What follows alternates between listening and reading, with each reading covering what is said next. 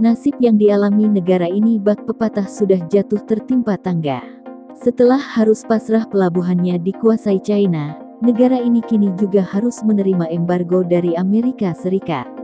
Pengumuman Washington minggu lalu yang berupa penerapan embargo senjata kepada Kamboja adalah respon terbaru dari kondisi yang terus-menerus memburuk dari hubungan bilateral Amerika Serikat, AS, dan China.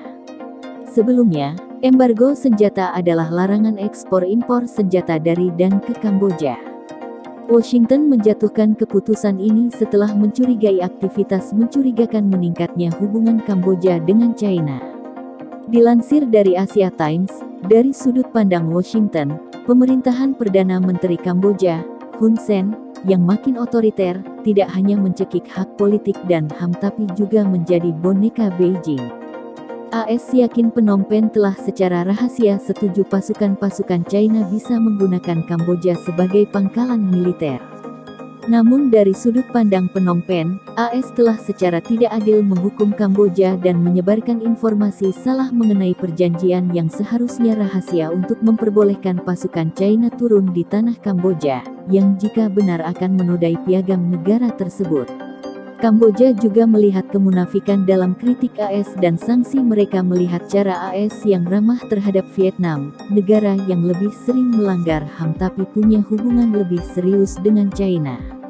AS menghapus embargo senjata atas Vietnam tahun 2016 dengan alasan geopolitik yang jelas, sementara Washington sejauh ini tidak menawarkan bukti demonstratif apapun atas kesepakatan militer rahasia Kamboja-China.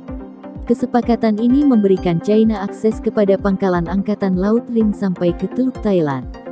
Akses China ke pangkalan tersebut akan bisa mengubah keseimbangan kekuatan di Laut China Selatan, di mana AS dan China sedang sangat tegang, mengingat Kamboja akan menjadi sayap selatan baru bagi China dalam teater maritim Laut China Selatan.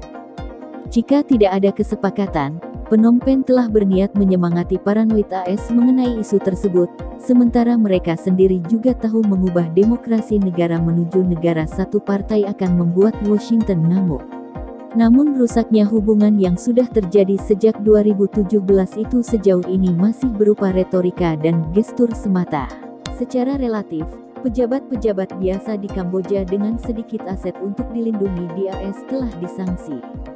Beberapa bantuan telah diputus tapi China telah dengan cepat mengisi kekosongan tersebut. Namun, hal ini masih diusahakan AS untuk berubah. Bulan lalu AS mengatakan jika mereka berencana membuka posisi Kamboja dalam skema perdagangan yang diliputi hak istimewa, yang bisa secara signifikan membantu ekspor Kamboja dan membuat ekonomi pasca COVID-19 Kamboja pulih. Gayung bersambut terbaru dimulai pada tanggal 7 Desember ketika negara-negara bagian dan Departemen Perdagangan AS mengumumkan sebuah embargo senjata yang akan membatasi akses untuk bantuan pertahanan oleh militer Kamboja dan agen intelijen. Itu karena hubungan militer Kamboja, China dan AS memutuskan Kamboja telah nakal, jadi bongkahan batu bara untuk Natal. Ujar Sofalir, dekan dan profesor di Thunderbird School of Global Management di Arizona State University. Hun Sen, yang menjabat sejak 1985, bereaksi seperti biasa dengan marah atas sikap AS.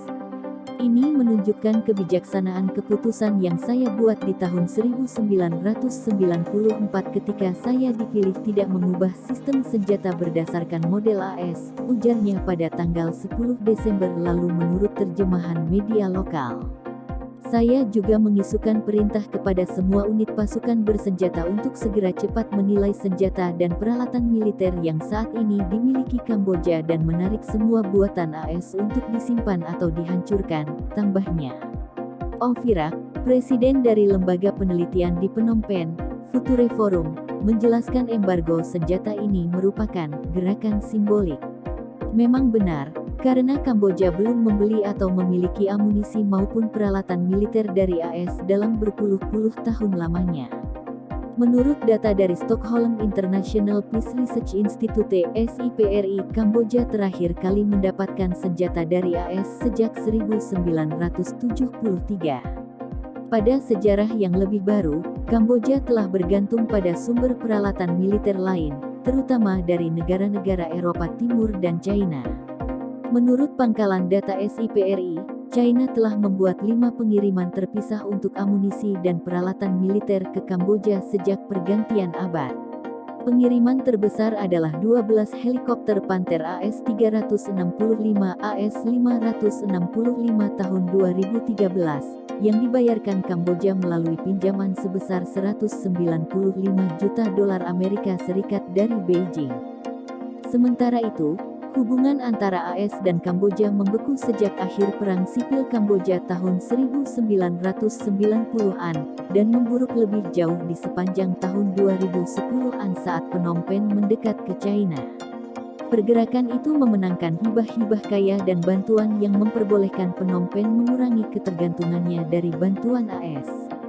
Pada awal tahun 2017, pemerintahan Kamboja mengumumkan penundaan latihan militer gabungan rutin dengan AS dan malah memulai latihan dengan pasukan China.